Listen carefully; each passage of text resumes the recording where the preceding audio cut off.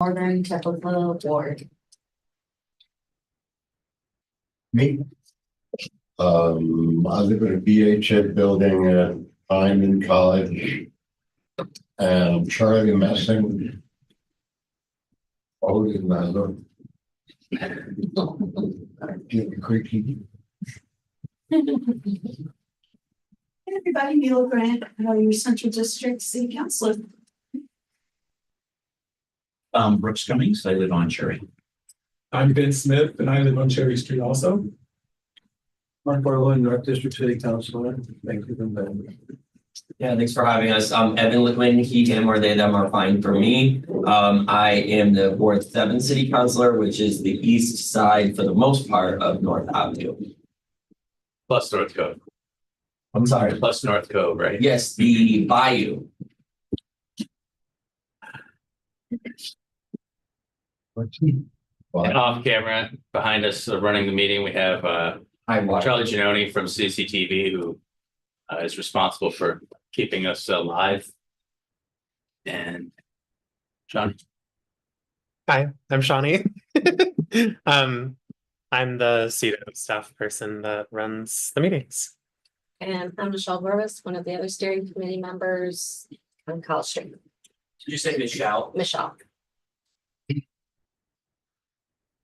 John, did you want to say a few words here online? Did we lose John? We would have lost him. No, they're still there. Okay. John, did you want to say hello or? Oh, there. Can you hear me? Yeah. There we go. John Riker on Cherry Street. Glad to be joining the meeting. Thank you. I don't know if anything has any announcements or anything they'd like to share, public forum, any thoughts or opinions about anything pertaining to the city. We do have 10 minutes set aside for that. Brooks. So we were repeatedly vandalized Friday and Saturday. Our garage was broken into in pretty much broad daylight. So a known felon was in our garage at 8:15. Helping himself, breaking into cages, did tens, if not tens of thousands of dollars of damage to the cages in the garage. Bikes were taken. Luckily, the police were able to retrieve a film of the guy walking the bike, and then the suitcases and stuff he took. But it was, at the time, it wasn't obvious, but I think we chased him out. And he came back with his cronies and cut their way into the garage on Saturday morning and finished the job. So went through 16 cages, destroyed the locks, the clasps, everything off it. At the end of the day, with the help of the stolen bike recovery team, I think we've gotten all of them back but one. But again, it's very disheartening to see the few bad apples growing in for the 44,000 citizens in Burlington. Right, the mayor or whoever would tell you it's down to 20 or 30 people that are misbehaving, but this guy is very well known, but very well. So I'm hoping that at some point the public safety will improve in Burlington, because right now it's pretty dire. I'm a little worried about walking home behavior. So Thanks, Brooke. Sorry to hear that happened to you guys in your building. Just as a point of reference, the planning department does put out press releases on the various incidents in town. If you're interested in getting added to that list, Sarah Hernandez Tim would be the point of contact. I forget her exact title, but I think she's basically the public relations officer for the police department. She's come to our NPA a few times as well. So I think it's just an interesting data point that our building supports the city in property taxes to the tune of $460,000 a year. So there's maybe it's an unrealistic expectation, but there's an expectation that money's. I'll leave it at that. So. Yeah.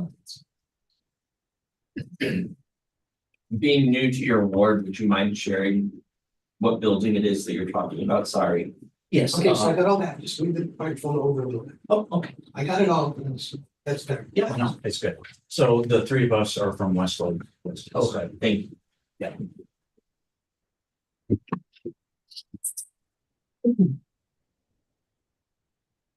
uh, people in the building having what they think is mercy on some street people and letting them in. And they rifle through whatever door is open and sometimes force a door open, but it's difficult. These are desperate times. These guys,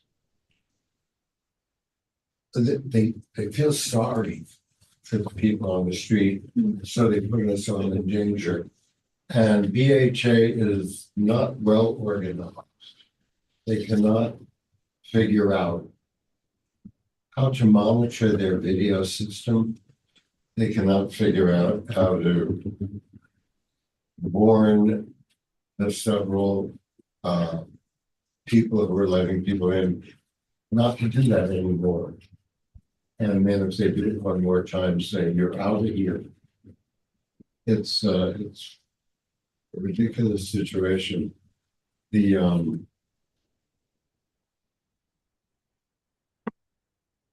CEO looks like he has a constant headache. And he just heard 10 other complaints. I mean, if you tell them about a situation, seem to be in over their heads. So they can't make the building secure, even though they should have. Is this, I'm sorry, is this the property manager or when you say C? BHA. Oh, the CEO of BHA Okay, is Steve? Steve Murray, yes. Okay. He just seems a little to feel a little impotent. Can't find. I don't know if he's being held back from doing more, but it's ridiculous. With cameras and people watching out, you still can't isolate the 3 people who are letting people in and tell them you can't do that anymore. Really, like you're going to be one on deck if you can't. So we look forward to that, and of course we'll be in total turmoil for 12 weeks when the elevators getting replaced sometime this year. People with wheelchairs have been taken from the top floors and located elsewhere, but it's going to be a circus no matter what. The door stays open for 10 or 15 seconds, even if somebody needs 2 seconds. And there's no override button. So people get in the elevator and they leave the empty lot.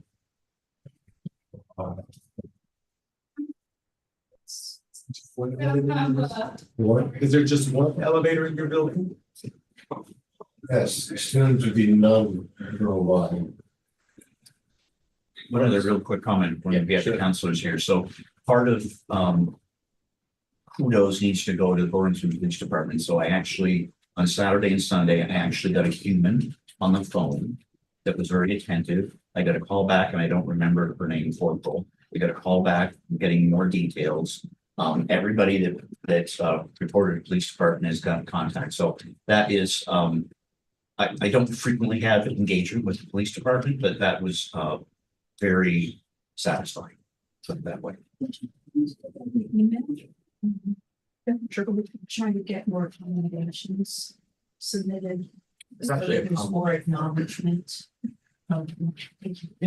There's a compliment form on the website. Oh, okay. I didn't realize that. Okay. It's like a complaint and compliment form. It- One or the other. It is, but if you can't find it in 2 minutes, it's one of the things I messed with. The website needs to be redesigned, so if you can't find it in 2 minutes, you can always send an email, I can make sure that it's. But we're just trying to get more accommodations because people hear more bad than good, and so we would watch the good here. Yeah. Thank you for sharing. And the other, the other department that I'm that I really appreciate, and they do wonderful work as part of Burlington Parks and Rec and Waterfront. So Cindy's a great director. Neil does wonderful work. Just don't leave it at that. So those are two. Maybe outside, we think that they want to add. I'll just simply say I want to give a shout out to all the people who worked the polls yesterday to keep our election moving forward. It's a pretty Herculean task to pull that off. I know that we have a couple, at least one individual in the room who worked in that capacity yesterday. We're very grateful for that. I also want to take a moment to celebrate the life of our former late neighbor, Mr. Ken Swearington. Some of you may know Ken from downtown. He's an older gentleman, 98 years old. Was in the news earlier this year, and he passed away the end of January, and was actively skiing right up until the age of 95, driving himself to Smugs. And I had the good fortune and great pleasure to have met with him a number of times. There's some friends that I have a regular breakfast club at Henry's. He had his group and would sometimes intersect, and really great individual with a strong love of Mark Twain. So perhaps we'll do a Mark Twain reading in his honor at some point, but I didn't want to recognize Ken. I think it's a bit of a loss to our community. So other than that, the hockey season is winding down. I've got at least 2 of the councils the games and try to get all 12 for next season, because hockey is for everyone. Sean raised. Hey, John. Yes. Can you hear me? We can hear you. Yes. Floor is yours. Yeah, I'd like to build off of some of the comments that Brooks made. In our community, we have several of the people in our unit are ladies that are either widowers or live alone. And the fear that's in the building's pretty high with the fact that people come multiple days. And we already have the issue of, I'll call the nervousness walking at night. You heard Brooks earlier just say that, it's concerned, etc. I'm a dog walker. We enjoy dogs, and not only mine, but I'll walk some other people's in the neighborhood. And it's getting scarier out there. And I sure hope the investment in the police force and the new kiosk that you're going to talk about later, the more and more we do that, because it is, people are coming into the hotels or going to the restaurants or Church Street or doing shows or whatever, but it's quite disturbing sometimes what you see at 10 or 11 o'clock at night out there. And I think it's something for the community as we see the new city place and new people coming in.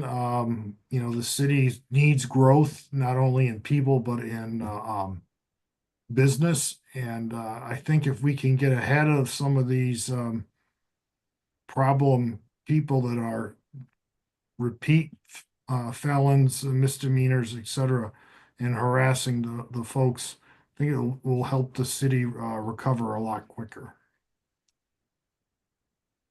Thanks for sharing that, John. I have also heard from a number of folks here in the downtown that are concerned about the similar type of trespass issues and the things. We've had a few incidents in my building over on College Street, but the property manager has engaged with sensor security, and we now have a person patrolling during the evening hours. So I don't know that it's so much of an issue, but I do hear from a few neighbors who've had some unexpected encounters in the laundry room and in the stairwells as well. So yeah, it's a challenge for sure. Anything else for public forum here? Charlie? Anything else Charlie, about yes. safety before I talk about elections? Go ahead. Okay, so I just wanted to talk about the election. So Ward 3 definitely needs to reorganize its election staff. So right now we need a ward clerk and we need 2 inspectors. Now I actually live in Ward 2, but I've actually been heavily involved either as an appointed city ward clerk for Ward 3 or an inspector or whatever for the last 4 elections. So as long as I'm there, if somebody wants to jump in and become an inspector, So I can lead people through everything they need to do, and I can train people on everything they need to do. The reason I'm doing it, because I was ward clerk there for like 15 years, off and on, and as an inspector. So I'm trying to salvage what's left of Ward 3, because what happened is when they did the redistricting, Ward 3 lost most of its owner-occupied properties, and they were replaced by large apartment buildings with rentals, which means that the likelihood of people voting drops. Okay, and so basically that's what happened. And so you'll find, if you look at the records, that most of the people who worked at the Ward 3 polls last March and August, November, and March again, almost all of them, all of us were from Ward 2. We all live in Ward 2, but we're still working in Ward 3. But Ward 3 needs to build up their own staff with their own residents. And like I said, so I'll be there in March, and I'll probably be appointed the ward clerk. But I'm basically looking for a few people who are responsible and who, you know, learn relatively quickly how to take on a new task. And so especially, what we're especially missing are young people on our staff. We're missing people of color on the staff. We're missing people with disabilities, and we're missing Republicans. Because believe it or not, there are no registered Republicans, identifiable Republicans in the entire city working at any polling location, all 8 polling locations in the entire city. So if anybody says they're a Republican, I immediately put them on the staff, because I don't care if they come in with only 10 minutes left in the day. We need Republicans on the staff. Yeah. So, Oh, I'm sorry. so basically, if you know of any responsible people, when I worked at the polls all day yesterday, and I mentioned this to probably 20 different people that walked in to vote. And I said, you know, please consider being an inspector or ward clerk. Don't worry about learning how to do it, because I'll be there and I can show you. I've done it for years, and I can show you everything you need to do, and I'll probably be there for the next few years. So don't worry about that, but we just need responsible people who are willing to do it. And I have to give one caveat, that yesterday I had to be at the polling place from about 5:30, 5:45 in the morning until about 10:45 in the evening. So it's a long day. And see, that's one of the problems. It's like a 16, 17, 18-hour day. So that's a problem with getting people to do it. But if anybody's interested in doing that, believe me, talk to me, talk to Chris or Michelle or Charlie here. What do they have to do? Basically, you have to organize the poll. You have to do a lot of paperwork, chain of custody of the voting machines and chain of custody of the ballots and et cetera. You gotta do. So you do have to do some paperwork, but I can lead people through that. That's not difficult. But basically, you have to meet the public. You have to make the public feel welcome there and want to vote there. And you have to make the staff want to work there and want to work there again and again and again. So that's basically what you do. So that's the job. You're not really there to have fun. You're there to conduct the polling place. So. Right. Well, that is a really long day. I mean, your energy must go up and down a couple of times during that. Well, in the past, Ward 3 had the most experienced staff in the city. I can tell you that flat out, because people loved working there and they loved voting there. We got a great bake sale and all that stuff. And so the vote totals for Ward 3 was actually quite high in the city. They always had finished out of the 8 wards, we always finished either 3rd or 4th in total ballots, which is really unusual on planet Earth when you're talking about the lowest income ward in the city. So because it had so many people from the old North End, et cetera, and they were energized. And so we had a lot of people who were highly talented. Unfortunately, they've all been redistricted into Ward 2. And so I was basically left with so I volunteered to the city. I said, so I'll be the ward clerk, but we need to reorganize it.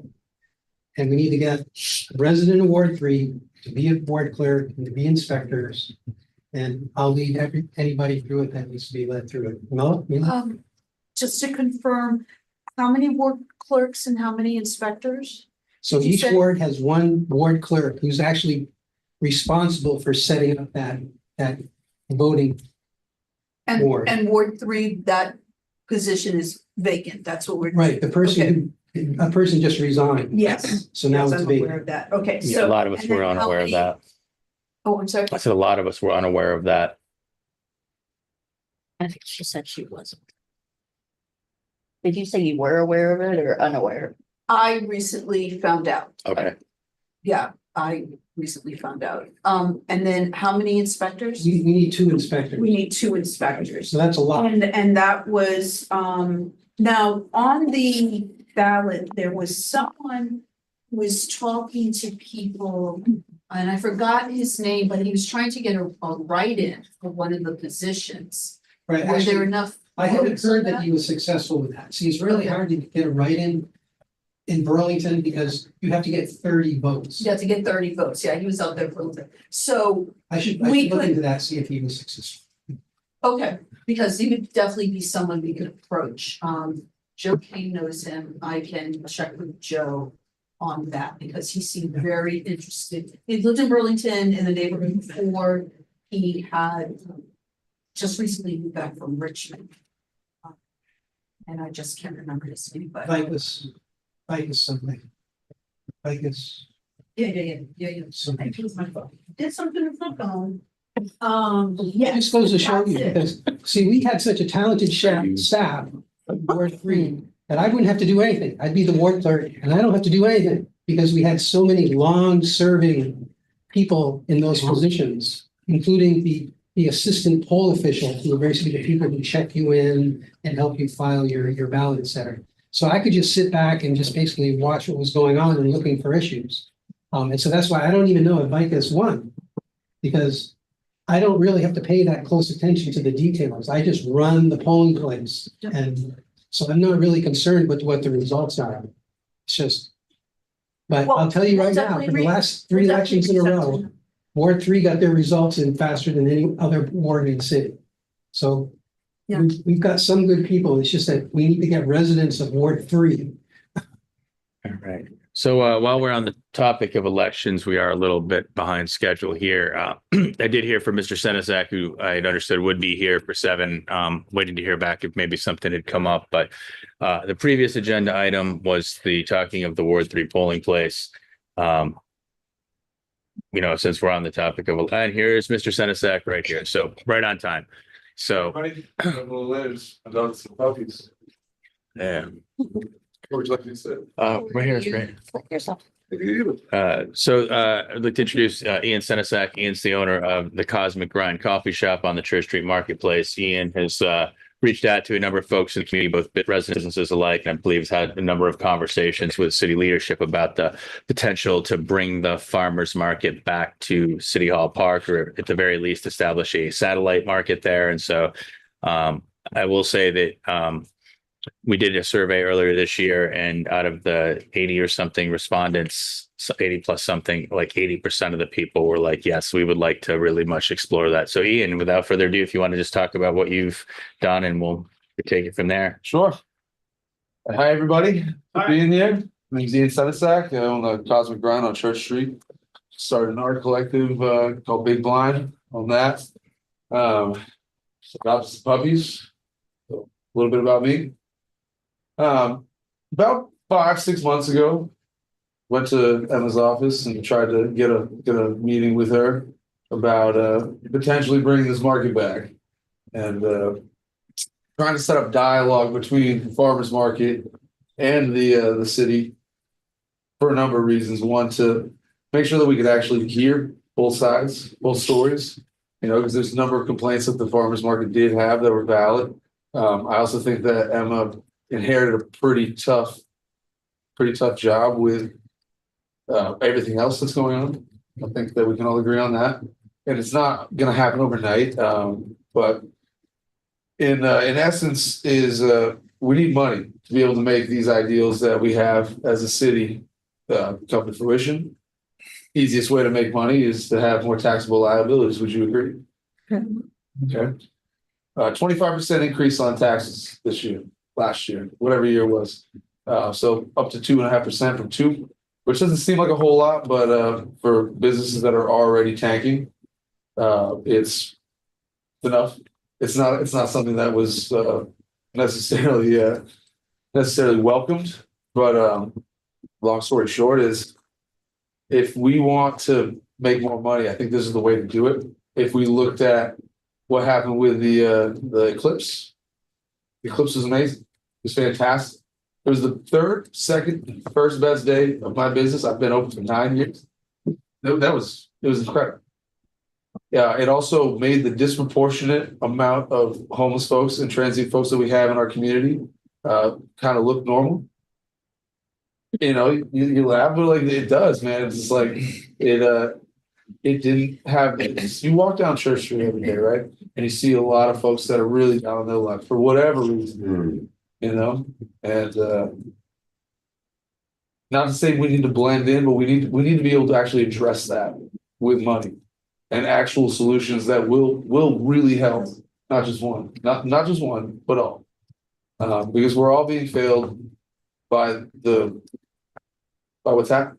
Everyone, whether you're a homeowner whose taxes are going up, whether you're a business owner who's being, you know, we see this sensationalized issue of violence and drug abuse and all this everything that's happening.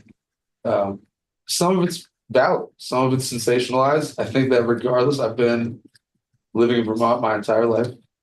This has always been a problem. There's always been drug abuse. There's always been homeless folks. I think that it was exacerbated much by COVID. And there were situations that before COVID were, you know, it was like a tinderbox. And then the perfect storm happened with COVID where people are, you know, being kicked out of apartments, hotels, programs going away. And, you know, we look at it now. I don't think it's out of control. I think it really is being over sensationalized. I think that there's a problem that needs to be addressed. But going back to it, not to get on a tangent, dialogue between the farmers market people, the heads of farmers market, and the city needs to happen. And hopefully we can come to some sort of agreement. And this is what I posited. I don't know who's listening on the other end of this, if there even is anybody listening on the other end of this. There. Yeah, who's over there? On the Zoom there. Who's listening to us right now? Emma? John Ranker. Yeah, and yeah. Perfect. Hi, John. And it lines up on YouTube. Oh, good. And we do get views after the meeting. Beautiful. Okay. Well, first things first is to reach out to the said farmers market heads and then listen to what the complaints were. I know that the previous administration had said that they wanted $10,000 or something along those lines, and that figure. I don't know if it was per farmers market or if it was for the time.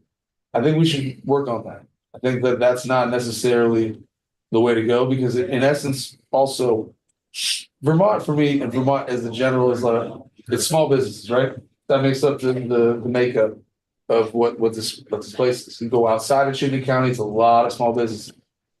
The farmers market is a collective of small businesses, you know, that is helped and brought along by virtue of having that farmers market. And so we need to talk to them first. Is if they don't want to come back here for any other reason, this proposition is gone. It doesn't matter. They have to be the ones that will make the decision. But the city in itself has to also work with them and not stonewall anything that they say, whether it's security reasons, financial reasons, location reasons. I think that there's a lot of pandering and I think there's a lot of pandering to certain demographic, and there's a lot of politics that go in to why it's down in the South End and didn't come back up to City Hall Park, which went away. I thought, and under my understanding was that was going to be redone so that it would be more inclusive to events. The fact that we have competing farmers markets on the same day, an artist market and a farmers market on the same day at the same time, it's very not Vermont. That's this competition of, it's very late stage capitalism. It's very unidealistic for everyone. Would you all agree? It's not ideal. Yeah, idealistic, I'm not sure. It's a band-aid that for a wound that needs stitches. That's it. And it's a good start, but to have two that are competing together is unbelievable to me because it's like it does take away from that other side. There are people that will go to that one, but not go to the other one, but there are people that will go to the other one, and then will go to the other one, like. Guys, what are we doing? Yeah. Like, why are we trying to compete with it? Why can't we just have dialogue? And dialogue is an issue that needs to be addressed on multiple fronts for multiple problems that we're facing as a city. However, specifically, this is why I'm here, this farmers market. I can't help anything else. I have no valuable contribution to how we can go about anything other than we need to make money as a city. It's just how it goes. If we want to forward our progressive ideals and the progressive ideals of this current administration, we need to have money to be able to do so. And the easiest way is to have more money coming into the city. So, all right, we've said enough about that. First and foremost is the dialogue. Secondly is addressing security issues once dialogue has been reached. I know that there's lots of transient folks that hang out in that park. A lot of these are good people. I would say 99% of the folks that are down on their luck are good people. I own that coffee shop. I'm in that back lot, Center Street. I don't know if you guys are familiar with that lot. All right. It's pretty wild. It's pretty wild, but you just need to talk. You just need to be able to talk to these folks and be able to listen to their story. And if you don't have time for it, that's okay. But just to not just hem them off and bend them off as second class, third class, whatever. It's just, those are the most vulnerable people in our community. And I don't know what's really being done about it. I'm not going to speak on how we're handling that, but the bottom line is that there are people that don't want to do better. There are people that do. And regardless, we need to just be able to have dialogue with them. That is how, my car doesn't get broken into, my place doesn't get fucked on. Like it's important that we talk to the folks that are back there, either whether they be abusing drugs or they just be camping or regardless. So security issues is one thing. And I've tried to talk to the current administration about how we can go about that. I think that there's multiple ways, whether it be sequestering, a third party, security team, whether it be we set up later, whether it be we, block off the park early, whether we ask the police to maybe clear it out.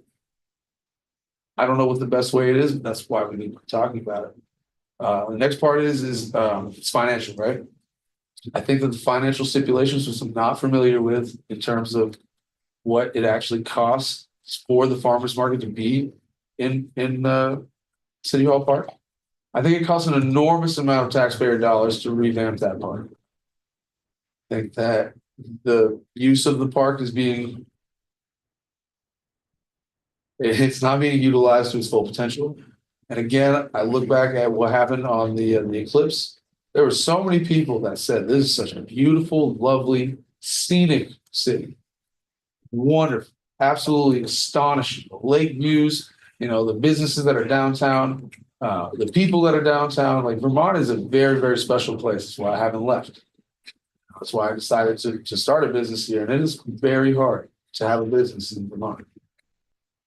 I don't know how many of you all own businesses or have been in entrepreneurship, or it's tough. And it's like a baby that can't say anything. You who don't know what it needs, but you have to anticipate it. That eclipse was telling. And it made me want to do this initiative come around October when I was like, okay, let's see if we can get the farmers market back, because we have more events. We have more things that bring people downtown. It presents a sense of normalcy and it diminishes the sensationalized rhetoric that has been put forth. Would you all agree? Yes, you mean about I wouldn't want to go into those parks, that park because of those people. Precisely. And Yes. I can understand why some, I can understand both sides. I'm gonna say about some. I can understand both sides. However, we can diminish the rhetoric by virtue of utilizing our spaces, our public spaces, in a more, just more utilized. You know what I mean? And the third part about this is that what the taxable liabilities and benefits from bringing said farmer's market back down would do. I have some figures, I'm gonna share them with you guys, and I don't know if I read this page yet. Did it pretty fast. Either way, farmer's market went away right during COVID, if I'm not mistaken. Do we remember when, off the top of our heads, when we started revamping City Hall Park? Was it 2020 or 2021? I think it was 19. Was it 2019? I think so. I don't know if it was, because I remember 2019, we were still thumping, and then 2020. Well, March 17th, 2020 is though. when everything closed. Yeah, because I remember That's when we, everything yeah, shut. we shut it on March 13th. We weren't open for 2 years by virtue of how big our space is and what the guidelines asked of us. So, but I do remember farmers, either way, it doesn't matter. Our figures on the Saturdays specifically in 2021 were down 21%. Ironically enough, 21%. 2022, we were down 30%. 2023, we were down 19%. And 19% is graceful from, I had to just do a lot of things to maneuver to make sure that we weren't, hemorrhaging money. Well, we weren't having that added bonus of the however many thousands of people come down and patronize the park. And then by them being in the vicinity, will then patronize the businesses around us. There's a lot more to gain from it being up here than there is for being down on Pine Street. I think especially during all that construction, it was really, really mismanaged in terms of we have all this construction, all this congestion going to Pine Street with limited parking. And the farmer's market's right next to CSW. Is that not also kind of silly? Like parts per million in that soil must be out of control. However, we spent, going back to how much money we spent, it was $2 million to revamp that City Hall Park. No, it's more. Well, I Beautiful. don't know if it was that much, but I think it was double five. Either way. So who paid for really went. who paid for that? All of us who live here? All of us who own businesses? Bonds. He was very clever with bonds. Although the mural? Yeah, he doesn't get it close much. But either way, he's gone and he's gone. Yeah, he took some with him. But yes, he's gone and he wanted to get rid of, he wanted to make the park friendly to suburban families and unfriendly to people who had nowhere else to go by putting more concrete in there and that fountain. And then finally the kiosk, which everybody rejected a few years back. All those structures that are in there. The restaurant, I mean, it's like surrounded by the restaurants. And why don't we have a coffee place right in the middle? Well, because it's a park and it's surrounded by coffee places. Precisely. And it was still an uphill battle. And $150,000 on one toilet, I didn't think was a good idea. Charlie, you were pretty involved with that, if I recall. I was involved in it. Yes, I brought a 3D model from the company and I brought an invoice and I brought a description. All that I said, you don't want one of these. You could get 10 composting toilets for $1,000 each. You don't have to spend that much on this thing ever. What they say. What do they say to me? See what you have. They say what they always said at the 2-minute public forums. They say, next. That's the response. They don't get back to you later either. That's egregious. I said, the lighting is horrible. People say it looks like an alley. They don't want to go in. Why don't you wash those glass enclosures on the lamps? And they just looked at me like, We have other plans. No, this is the previous administration, this is the current. It's Previous. Yeah. But I mean, they still need more lights in there. And they need a policeman walking around with a name everybody knows. Sure. That's how they used to do it, and it works. You know, it's not like social media, you know, you get this kind of people, those kind of people, those kind of people, and they rarely mix. Anti-social media also. But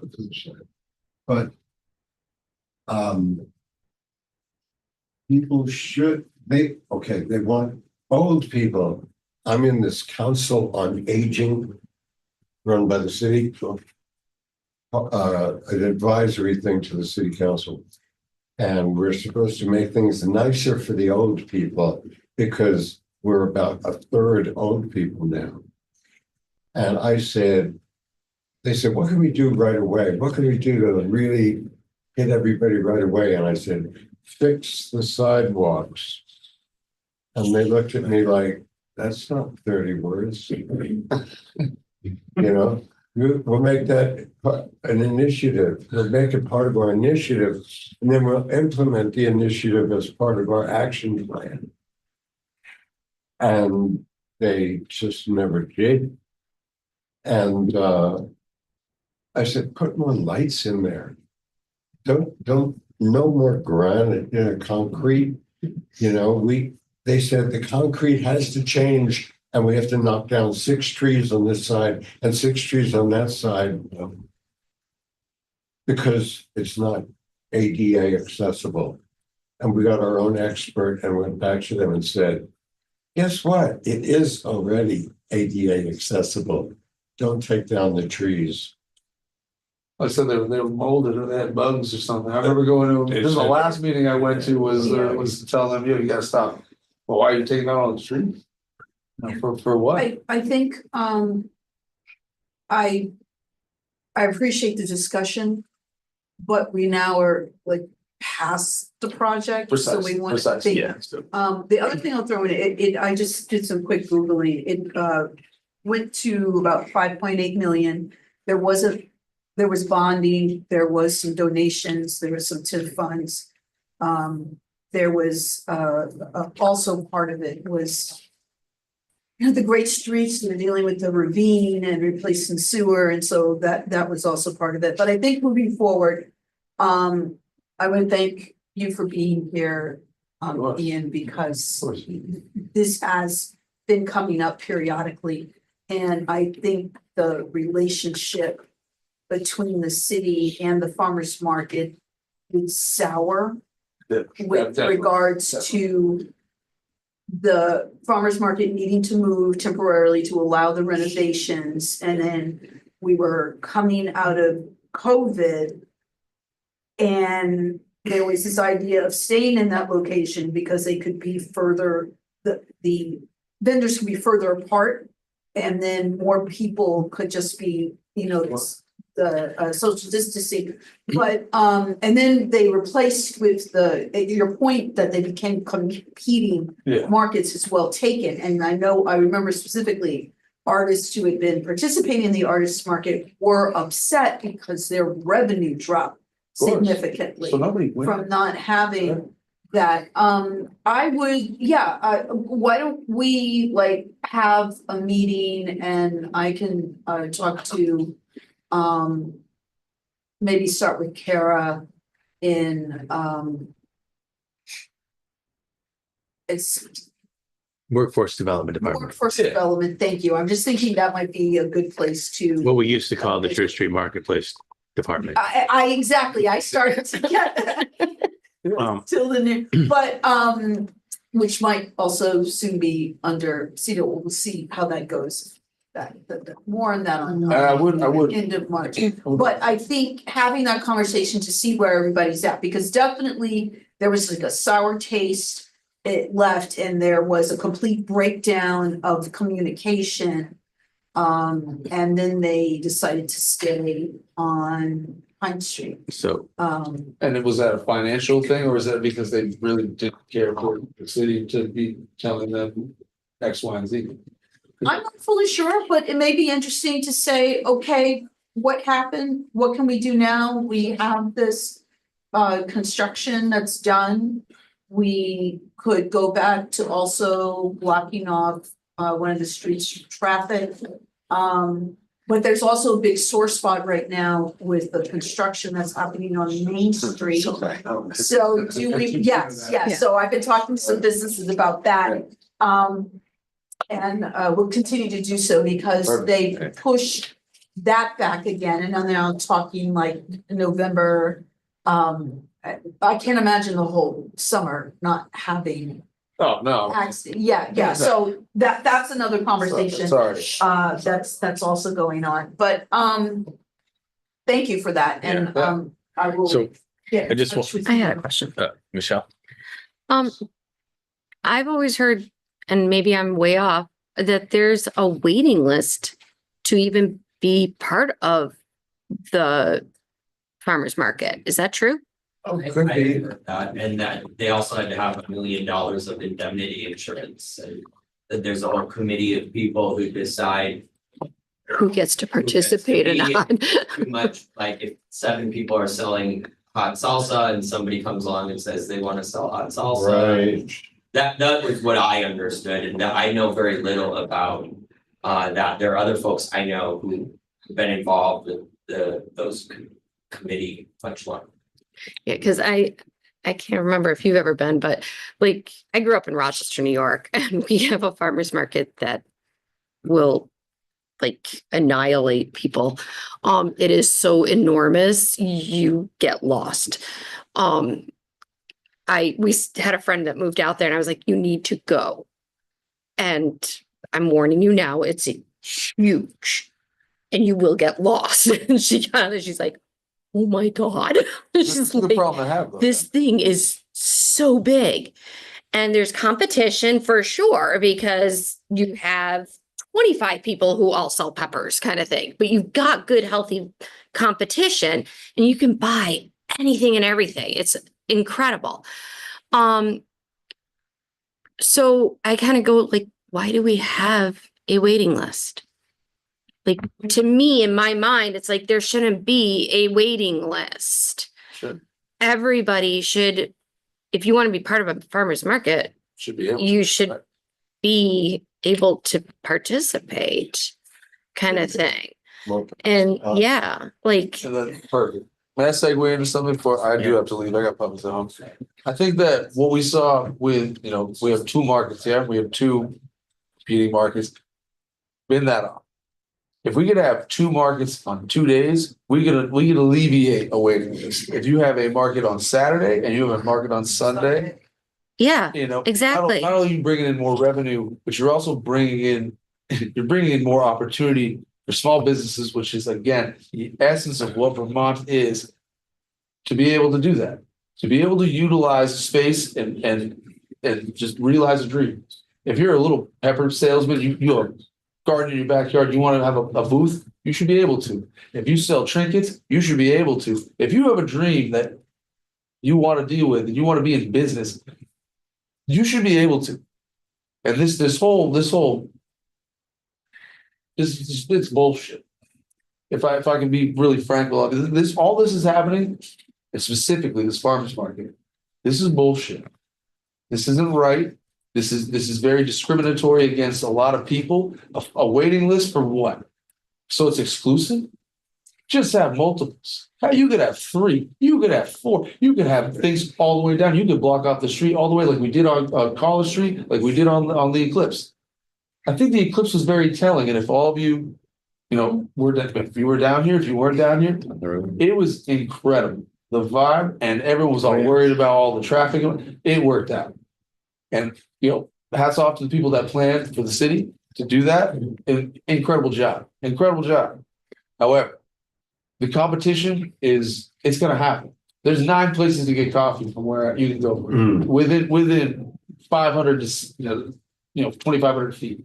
We're still in business. You have to get to work. So recognizing we have a couple other folks that have come, I'm just gonna throw a quick parting comments here as an actual downtown resident, and then we'll give Charlie the final word. I just have two short points on the park and market thing. I mean, the market, they were worried about them stomping all over the grass. Now it's half concrete, they can stomp all over the concrete. So they shouldn't worry about that. The other thing is they wanted to be nice to old people. Guess what? They're not all going down Pine Street. They will go to City Park. And we've heard that comment here from folks coming to the NPA, and I remember having some newer folks, and well, what brought you out to the NPA? Like, what did you see on the agenda? They're like, it's like, this wasn't the agenda, it's the fact that I can actually walk to the meeting and not have to walk to the northernmost extreme of the ward to go to a public meeting for my neighborhood. But I think I want to comment on a few things that Ina said. First, a shout out to our friends at Great American Flatbread who provided some nourishment for our meeting tonight. I bring that up because when I stopped in to put the order in the other day, I was talking with one of the management folks there, and they said that once they used to get a little bump in business on Saturday afternoon around the lunchtime for the farmer market, and after the farmers market pulled out, they also noticed a drop in business on Saturday lunchtime. And as someone who lived downtown, this was our social scene. This was a hub of our community. Like, it was like the heart of our thing. Every week people would come downtown, we got together, we socialized, we shopped. Like, it was really like helpful to make downtown part of downtown. And we don't have that. We lost a pretty big part. It's like almost like cutting the heart out of our neighborhood. And what I'm hearing, I've heard a couple of things. I've heard about the liability, but I also heard that in an effort to kind of recoup some of the costs, the city is now attempted to like charge a much larger amount of money for the vendors to come in, and the farmers market folks were kind of like, no, like we were paying X amount. Now you want us to pay more. It's like, can't say that I blame them. And if it is true that there is a waiting list, like why can't we have two? You know, keep the one on Pine Street, have a satellite, maybe a smaller one here, or Why can't you have it on Wednesday, Saturday, and Sunday? Precisely. That's what the Europeans do. They have. Precisely. They have. There's always something. Market is Yeah. just called the city, the market. Yeah. Have it on Wednesday and Saturday, same place. Why not? I don't know. I'm Then just why- asking. no, literally, it's a great Well, question, but why not? Yeah, I mean, you let's- street We need money, vendors, we need your higher tax dinner liabilities, homes. We need more money in to be able Europe. to do the things that we want to do. well, yeah. People to help the people that need the help. And especially when, you know, the gross receipts tax was increased and the businesses are being asked to pay more for diminishing returns. Councillor Litwin. Before we transition away, this is a really interesting conversation that you're all having. Can you hear me okay, Charlie? And I really appreciate getting to listen to it. I think both our brains are ticking as well. Everything that you say is something that I think we all collectively observe. And one of the comments that I heard was about that struggle of when you show up at a city council meeting and you have that 2-minute shot clock on you to be fair to everybody. And then, okay, next person. And that doesn't feel like you're being heard. And it doesn't feel like, it almost feels like it goes in one ear and out the other. I know we take notes. I know Councilor Barlow, I always see him taking notes on everything that people are saying, and we try to, I know I try to follow up with people who I really want to follow up with, but one of my missions that I've been on since I joined the council is to just educate and engage my community, my ward in committee work, because 90% of city governance is really happening in these committee rooms. And you're having this great conversation, and I'm sitting here thinking, CDNR should be talking about this, which is the Community Development Neighborhood Revitalization Committee, which I sit on with the chair is Carter Newbeather, and I sit on it with Joe Kane, who's your city councilor. REIB could be having a conversation because it contributes to a lack of fresh food in communities that are diverse. I haven't been down to the farmers market down there myself because it's too far, so I don't access organic vegetables, right? So that's a conversation that we could be having. And the Church Street Marketplace Commission could be having or picking back up if they've already had this conversation. So I do think there's an opportunity for committees to be having these conversations, and the way to do that is to write the committee chairs, is to show up at the committee meetings for the public comment time. I know, Councilor Barlow chairs the transportation committee that I also sit on with him, and he's very generous with public comment time. It's not 2 minutes usually, unless we've got like 40 people in the room because it's a big issue, but usually it's a lot more generous. So I think it lends to this type of conversation, more neighborly, more back and forth exchange of ideas. So I would encourage all of you who have these fantastic ideas. Oftentimes we get these big meetings going and we have these great ideas, and then poof, we all go back to our lives and we go back to stressing about people breaking into our buildings and causing damage and having to deal with that, you know. So I encourage you to seek out the committees you think are most appropriate, and there's a whole litany of them on the city website I just pulled up to just think about, you know. So anyway, I'm sure there's others that maybe could be thought of. All right. I guess we'll wrap it here. Mila will give you one quick comment. We are a little over. And System serves its purpose, but I personally right now, some of these conversations that I've been having recently is that we are in a really precarious position with businesses downtown being affected by any number of things, the construction, the perception of public safety, as well as the actual quality of life and experiences that people are having. We are not thinking out of the box, and we are not thinking, we're not moving quickly.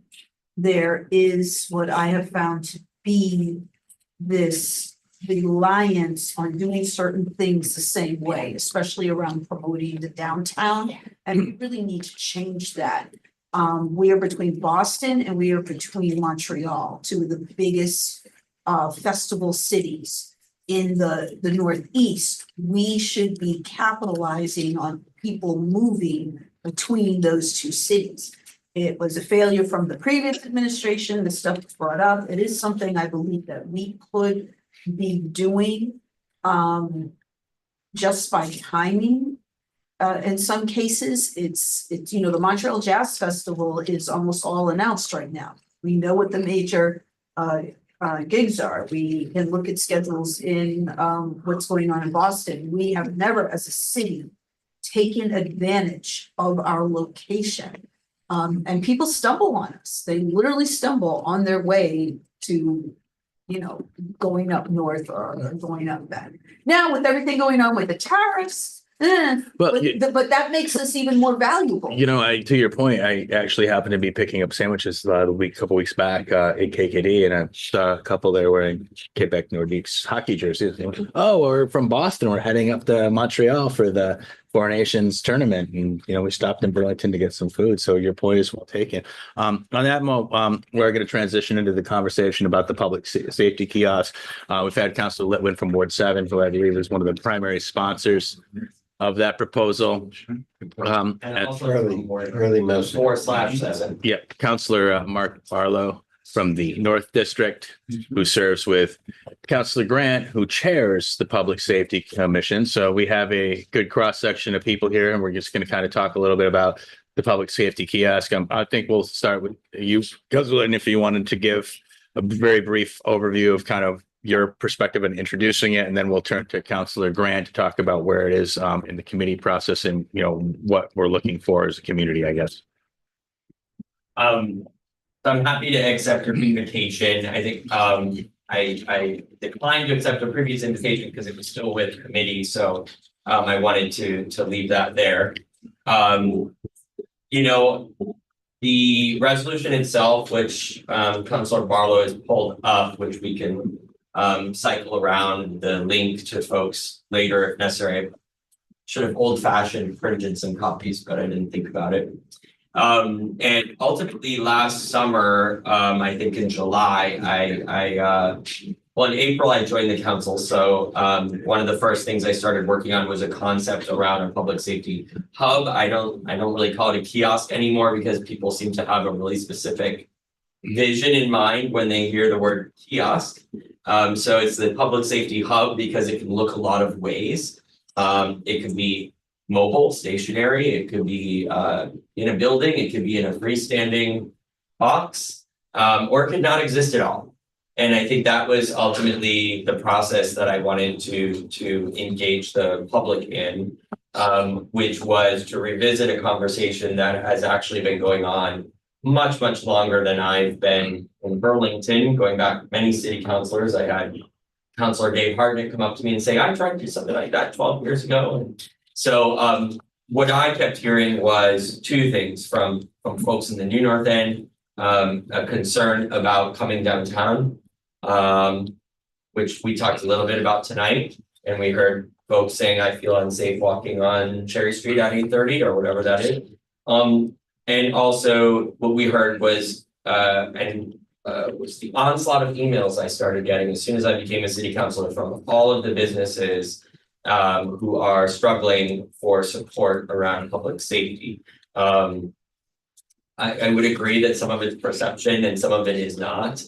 But at the end of the day, what I wanted to have was a conversation around, is having a more visible public safety, and I'll get to what I mean by public safety, that's another buzzword.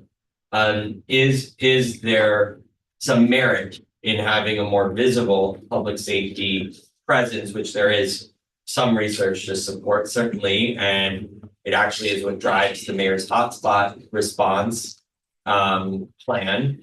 And ultimately, I saw public safety through the same lens that I think much of the administration and my other colleagues on both progressive and democratic side of the aisle, if you will, see it, which is a holistic, multi-pronged approach. So I want to be clear right out of the gate, I was not proposing a satellite police station, which I think I want to just dispel any rumors of that.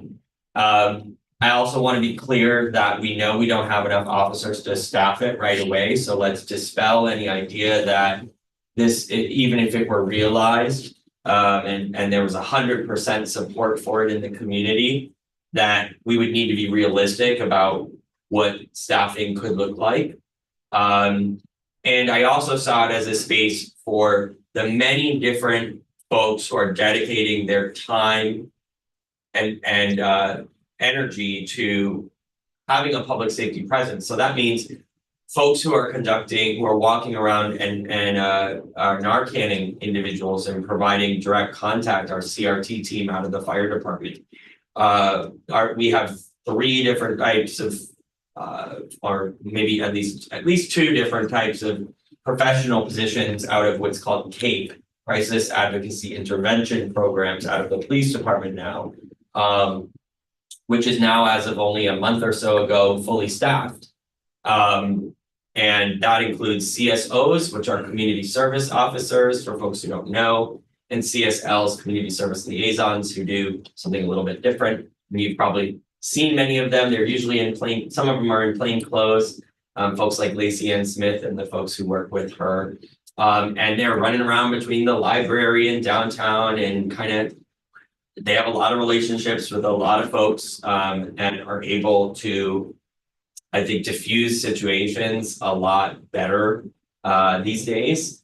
And we also have folks from the Howard Center who are conducting street outreach. And we have folks even from the ambassador program who are walking around and quickly reporting issues or interceding with issues. I just saw one happen the other day where we had to shut down a portion of Church Street because of a violent altercation that occurred while I was walking a re-rise for an event, So it's and it was quickly reported by the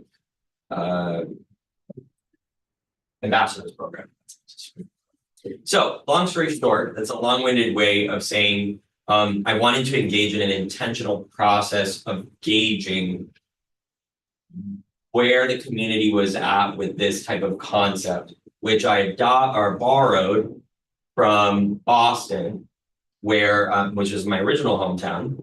And for folks who are familiar with Boston or from Boston, there was a neighborhood that used to be called the Combat Zone.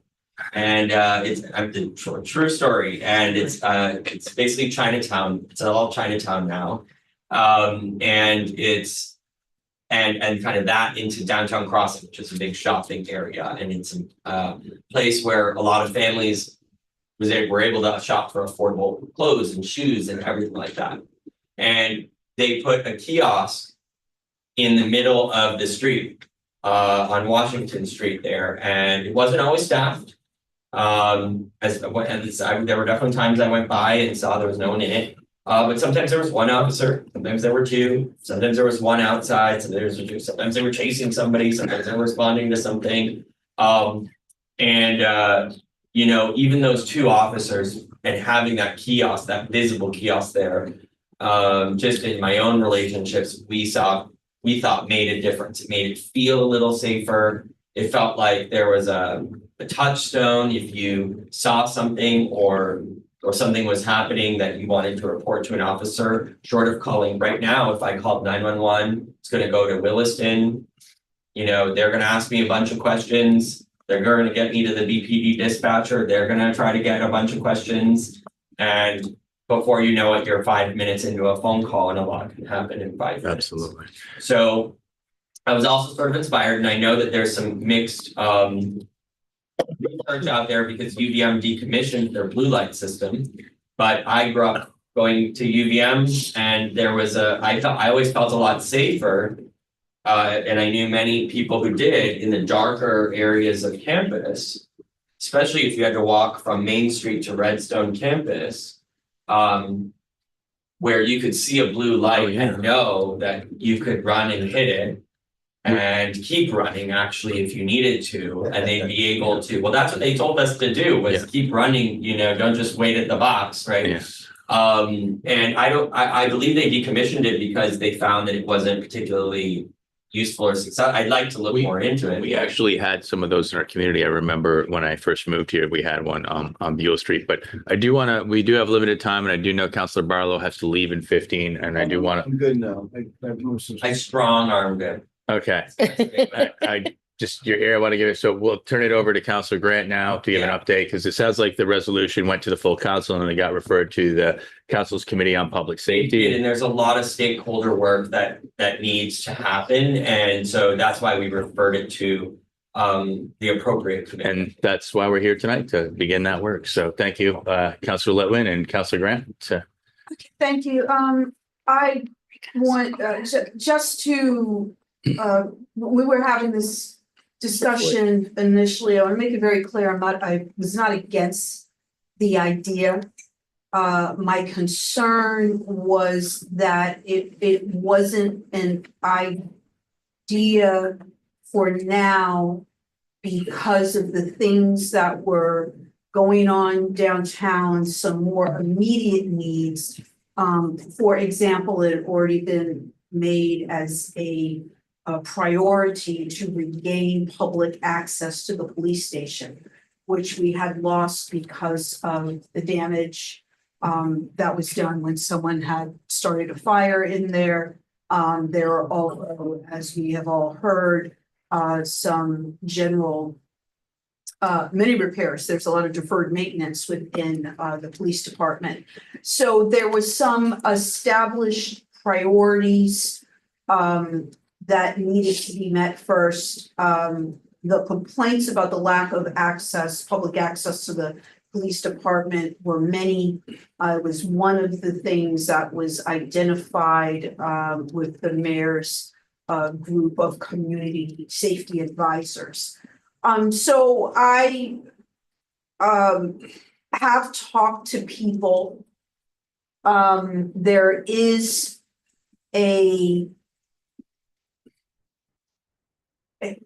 that general feeling that, okay, it would make sense to kind of talk about it for something in the future, but not right now with how certain things and what certain things are going on and the priorities that are needed to take care of those things. We had a discussion at the last Public Safety Committee meeting, feedback from Councilor Barlow, put together a basic Google form. I sent that out to some people. There was a feeling that people would be willing to complete that form. They'd like some anonymity to it.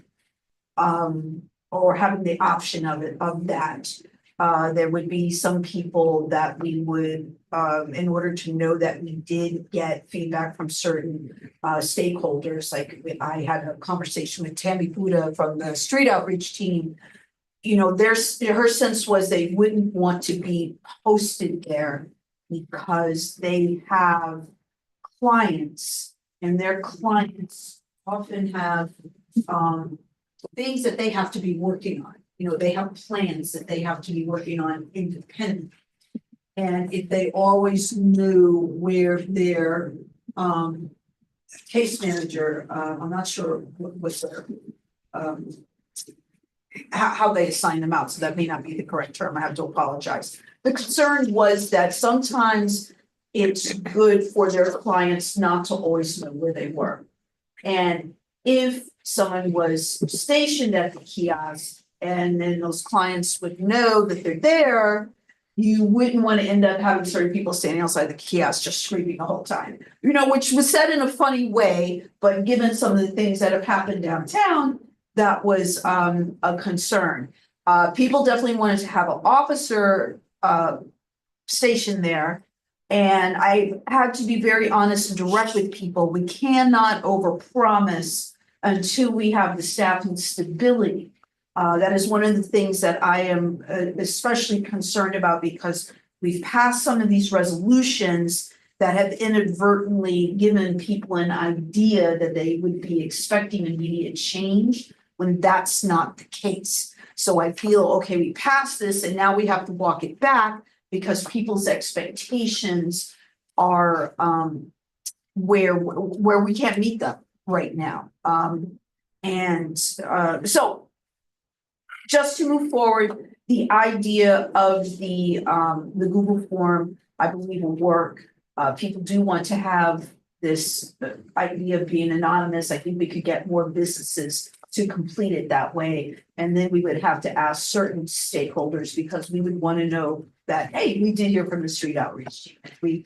We did hear from Lacey Smith, or we did hear, the feedback I got from workforce development was that businesses would want a place that they could call. It wouldn't be something that they would go to, but they would want to be able to call for help. I'd like to see us first get back to patrols downtown. I think that should be the first priority. And then you could have them patrolling around it. But finance-wise, I mean, the money is another issue as well. We are in tremendous financial straits.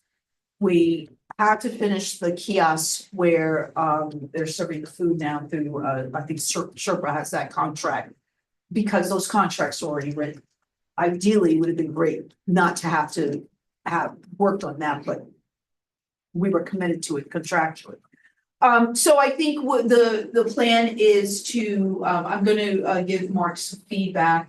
We're going to finalize the form. We're definitely going to put it through Front Porch Forum so that the community has an option. We can put it on our social media. I think it would be great for all the NPAs to email it to their email list of people that receive the NPA notifications directly. We can also bring it up in public safety. We can bring it up in city council. I think it'd be good to have a goal of the amount of feedback we want from the public. We will have our new interim chief starting near the end of this month. I already have a list of things. I want him to hit the ground running independently. There's a lot that he has to do, but We'll invite him here too. I'm sorry. We're gonna invite him here too. Yes. We're definitely gonna open that. We want to follow up. For example, John Mura did not support neighborhood watches, and that's something that we've been very, very interested in. I'd like to see if we can have the support of Chief Burke for that and be able to have a conversation with him and possibly see if we can enact those in the downtown area or north end area. And King Maple, I haven't talked to people in King Maple as much about it. It's something that I need to do. So we could be having these same conversations. First and foremost, we have to have a recruitment and retention plan. I am a broken freaking record as far as that is concerned. We do not have one. And until we do, we cannot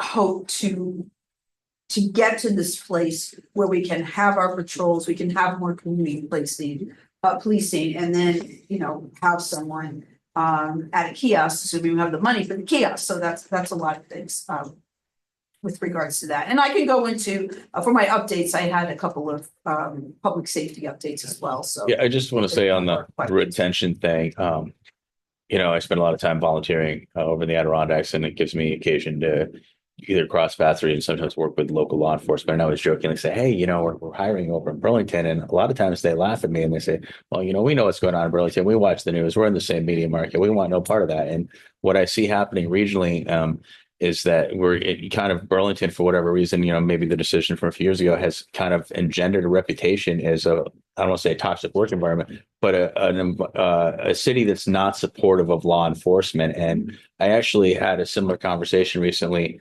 with a law enforcement officer out at the Minneapolis airport. And one of the first things that they had said was, oh yeah, Burlington, did you guys defund your police? So I think part of it is a perception among law enforcement personnel that like the city doesn't support them. Like, why would I want to go somewhere where I'm not supported? And I think that that's one of, you know, a number of factors that are playing, but I think it's an important factor that we need to recognize that in law enforcement circles, Burlington is seen for any number of reasons as not being a desirable place to work. And yes.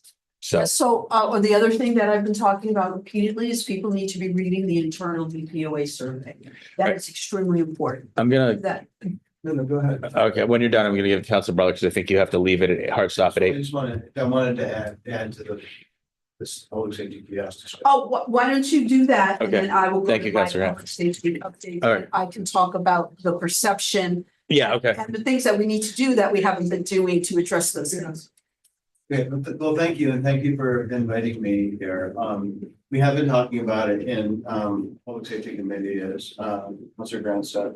And when I look at this, I look at it like some of the other projects we have, planning projects we have in the city. Like right now in the Transportation, Energy, and Utility Committee, we're talking a lot about the Battery Street plan. We have no money for Battery Street. We may not have money for a decade or so. So you just volunteered to come back, you realize, right? What's that? Yeah, so did you realize you just volunteered to come back and talk about Battery Street? Sure, you can also go watch the recording if you want to know, or you could have somebody from planning come and give that presentation. But my point is more that it's okay to have these planning projects and understand what the community's vision is for things and sort of collect that information and have it, and then you have it. So then if by chance we had the right staffing that need for it, or we got grant money to do something, we have sort of a plan in place that we can plug resources into that realize something more quickly and not be starting from zero. So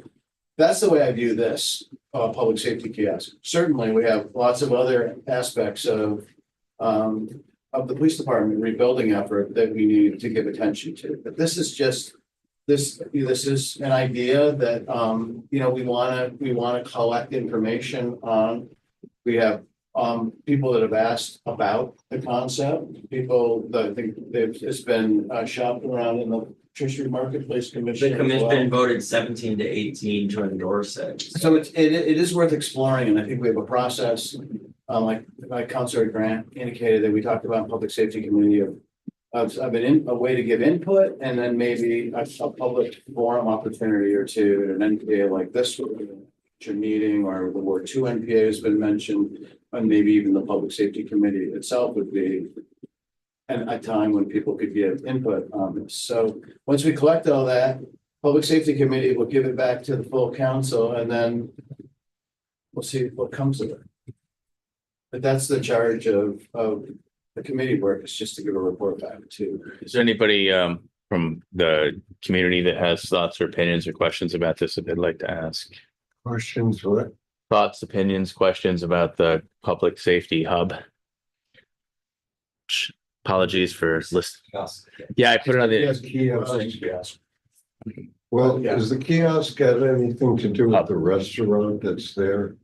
No. No, It's building another building in there. or not, or maybe not. I mean, that's part, if I may, that's part of the charge of the Public Safety Committee written into the actual language, which is to work on identifying spaces. I mean, we have a city-owned space that's about to come up for lease that we could potentially use, and had we been doing the work to research what's available, who's willing to donate space. We have property owners that are saying, I'll donate you space. But if we're not gonna go out and collect that and do that work and do that outreach, we won't know. And instead, what we'll say is, we don't have the money. And here's all the reasons why we can't do something. But the charge that was given to the Public Safety Committee was to conduct the outreach and stakeholder work with folks like this NPA, and I think a litany of probably a dozen other stakeholder groups, including the police department, including the fire department. And I'm glad that work is now moving along. But ultimately, to Mark's point, that's all I think I saw, and that's why this passed. My expectation as a counselor is that we're always moving things along that the council passes and sends to committee. And if the committee needs additional time, additional resources, or anything like that, or other issues come up that are burning fires comparatively, and I imagine the Public Safety Committee has a lot of burning fires come up, that they come to the council colleagues and seek additional time. But that's, I think that's where we need to go next, is really just gather that information, do it transparently, do it in public session, do it in an unbiased manner. Would it maybe be possible to? Say something, I just, Sure. look, I have been a police commissioner and I've been the city council for the downtown district. We have needs here that are not being met. And I understand everything you're saying, but I do feel sometimes you're not listening to me. There have been votes on the council that have hurt us here. And I'm angry about that. I'm angry about that. We have invested enormous amounts of money in recruitment and retention, and we have nothing to show for it. We haven't had transparency or accountability in that. And I do not mean to show a bias. I understand you feel that I have bias on this project. It's because these other things, that the fact that we have not made the movement that we need to make, staffing this department. And to your point and other people's points, one of the part of a retention and recruitment plan is the fact that we have to have active social media to repair the reputation of the department. We have been pouring money into this department. People think we were defunding. And this vote that happened back then, there were reasons why it happened. So let's not talk about apologies. Let's talk about acknowledgement. We can acknowledge how officers felt. We also have to acknowledge the level of profiling going on in our community. We have to acknowledge the multiple lawsuits. We have to acknowledge that we have children who fear our police officers. We have the REIB committee, when someone brought up, it was actually a former CSO, bringing up, wouldn't it have been great at the Black Experience event at the Flynn, which was virtually sold out, when we had Tanasi Coates, a internationally renowned journalist and writer here. Oh, it would be great to have officers or the police chief there, mingling with the public, only to have someone say, I don't feel safe with the officer. I don't want them there. This is not an acceptable situation. This is a higher priority to me. That is a priority for the community as a whole that we are not working on. We are not repairing these relationships. We need the community now more than ever. We need to be having conversations about how the community can help police so that we can work together better, so that people who live in the various buildings, in homes, are safer. Our stuff is safer. Our physical presence is safer, that we want to be walking the streets. For some people, that's and not an issue. For other people, it's a very big issue because we've had things that have happened. So it's not a matter of bias. And I have to say, I think that's unfair to say. It is a matter for me of priority. The police department was locked out of its Instagram account for the better part of a year. Anything you read, and I have read a lot about this, I have studied a lot about this, anything you read on retention and recruitment, even the most conservative, because people think I'm so left-wing commie, and I'm not. I read a lot of conservative policing blogs, Department of Justice, various nonprofit organizations about policing. In the pillars of 21st century policing, it states one of those pillars is technology and social media. Over and over again, you see and you hear that if you are not actively involved in having a social media plan, you are missing the boat. And we are failing there. And so, hold on. I'm almost done. So I want it to be made clear. I've taken grave offense with the idea that I haven't done my job. I've taken grave offense when I haven't had the proper support when trying to get us in a place where everyone in the city knows exactly what the department is doing with regards to creating a recruitment and retention plan, with regards to how many applications are we driving, with regards to how many qualified applications are those. It was incorrectly stated by Councilor Shannon that it costs more to hire a police officer. That's not correct. It may be different in cost in training and going to the academy between a police officer and a firefighter. And I'm going to find out what those numbers are. But when we talk about actually doing the recruitment and we look at what the fire department did with they had a plan that they developed for lateral transfers. They ended up with 18 qualified applicants. 12 chose to take the online exam that's required. All 12 passed. They were invited to phone interviews. From those, 9 were invited to performance-based panel interviews, and they made conditional officers to 5 candidates, and their expected recruit academy is April 21st. Now, the fire department has staffing issues too. They have plans they put in place that they communicate publicly. So what I'm saying is don't chastise me because I haven't moved as fast. I don't think, okay. I just come as a guest, if you want me to I go. understand, No, but You have like 10 straight minutes. okay, I- I'm trying to explain to I'm you. spending mine. Counselors. Please. Counselors. You Hey. I'm you've All right, explained. let me take a deep breath.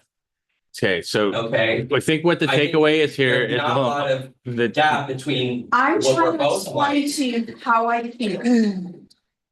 And you're not listening, and you have not. I've just listened for 10 minutes. We need to stay on, I'm gonna rudder us back that we need to stay on point, please. It is 8:05 I appreciate you. Every student, We're gonna have- and the points. I'm sorry. No, that's. So I think the takeaway here is this is a very complex issue with a lot of different factors that are played into how we got to where we are today. And if it were a very simple issue to solve, we would have, solved it before now. And I think everyone has a different perspective on it. And really what we need to focus on is the collective of all the perspectives, because everyone has a valid point of view and everyone has a little piece of the puzzle, but we got to come up with a plan. And I think a process, and that's what I think my takeaway is like we have different opinions on what we want to prioritize, what we think is important.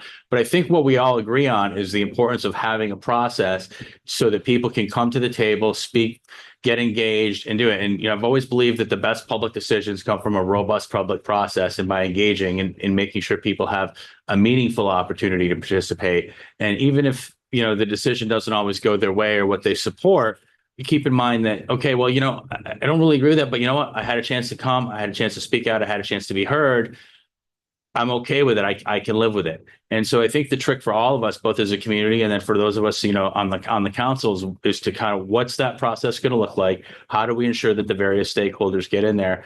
And remember that we're all in this together. And I don't know that anyone's really trying to blame anyone or impugn. And I've been in situations where it's, you're passionate about issues and you feel a certain way. Jim.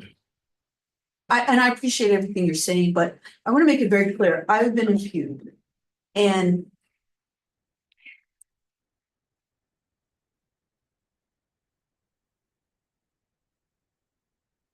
So Are there any more facts that we need to know at this time about the hub?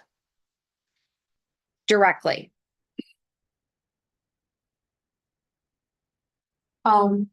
we can provide you the link to the resolution, and if you want to email it out, And and you said you're gonna Councilor share a Barlow link as has well. sent that. Yeah. I'm sorry. You said you're gonna share a link as well. Councilor Barlow has. Okay, okay. Executed, Get it. signed by the mayor. Okay, so it's all and one it's link. Okay, also will be included in the Google form. People will be able to link to it.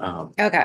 But, speaking as an individual member of the public, when it comes to this meeting, I'll use once again an ice hockey metaphor. It's like, going to the council is sometimes like going to Montreal and watching the Habs and the Leafs go down. It's like, it's going to get scrappy and someone's going to drop the gloves. And, and while that may be entertaining, we got to remember that the name on the front is more important than the name on the back. And we've got to get to a point where we can, as a city, start to come together and maybe the focus, back away from some of the issues and try to maybe talk more on focus. I don't know if the council has an annual planning retreat, but I'd like to think that we have some talented people here in the city. And, if it were me doing something, I would suggest, there's 12 of you on there. You all have different ideas. But let's, do a survey among yourselves, see what the priorities are, what the thoughts are, and then maybe have someone from CETO or one of the other planning groups kind of distill that. And all get together on a Saturday and we come here and, talk it out and try to come up with it. But the public doesn't really appreciate the division, and really we want to see it coming forward. Push back against the division a little bit, because Okay. it's a narrative in the community, and even though there are points of contention,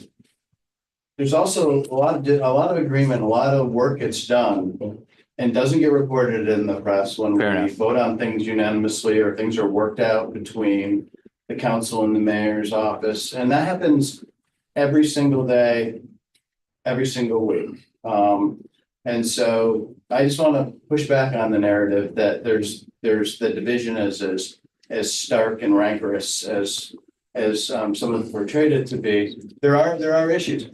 I'm sitting here tonight. I agree with Councilor Grant. I sit on the Public Safety Committee. Recruitment and retention, we need to get better planning around that. We definitely do. And I agree with you. I've always agreed with you on that. We've But you haven't supported me. Yes, I have. I listen. I have been insulted and bullied by the chief of police. He doesn't even show up to these meetings anymore, and I'm not begging him to. And since he's on his way out, it doesn't matter now. I've never had support when I've asked directly for support on something so important. Even when we had the resolutions in September and you were advised that he has not been responsive, and then he still wasn't responsive. We ended up in this position where the mayor had to reject his report. And that's another 3 months of wasted time. The ideas that are put forth are being acted upon by our fire department at a significantly lower amount of money.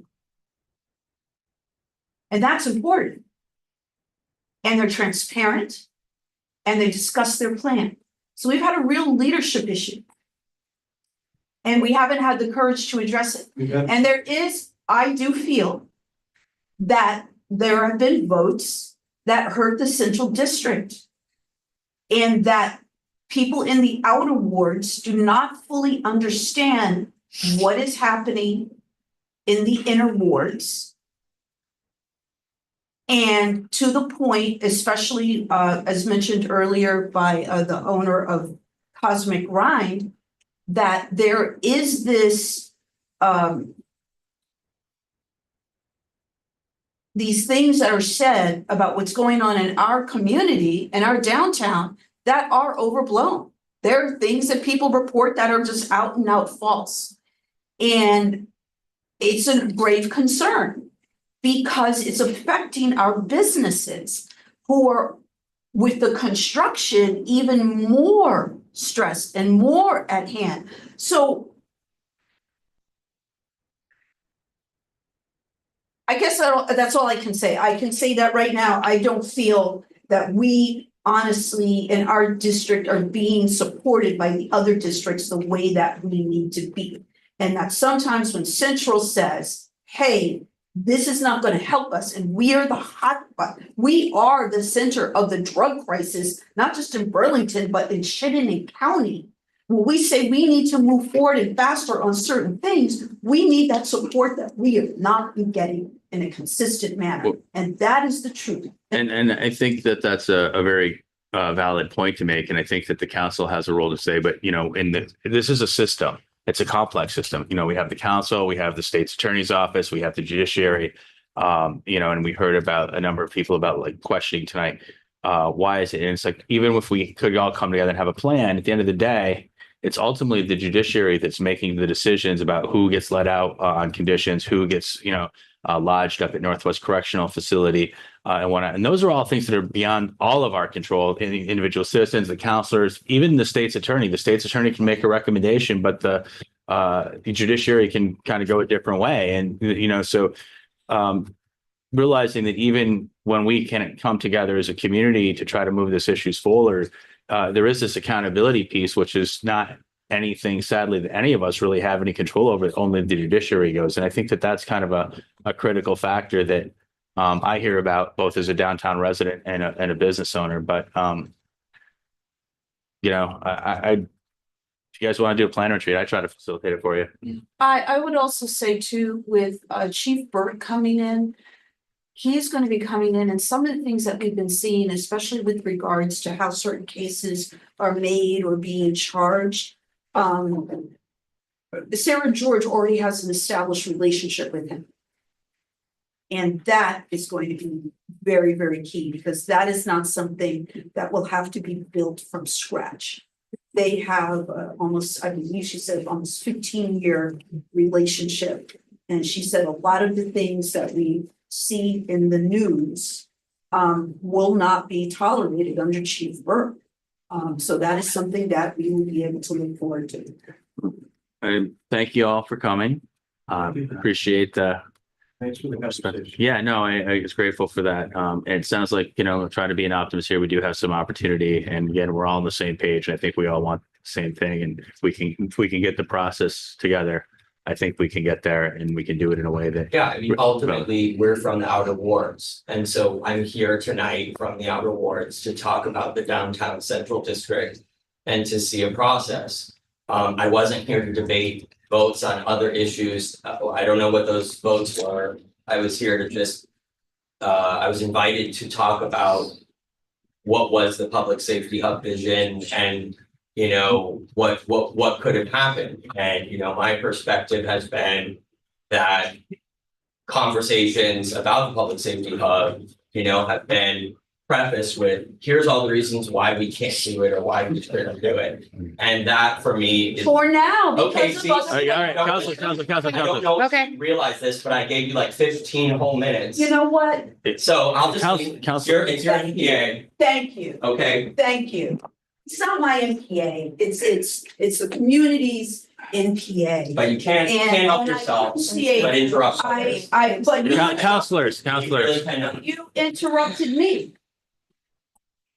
Gonna have to blow the whistle and send you guys to the box. I don't have to talk to a white man that uses the word you, and it stops now. May I take a salad? Yeah, you may take a salad. I'm kind of thinking that willing to maybe entertain a motion to adjourn, perhaps. Yes. Anybody all in favor of adjourning? Second. Yeah, all right. Thank you, everyone. This Have a is, wonderful night. Yes.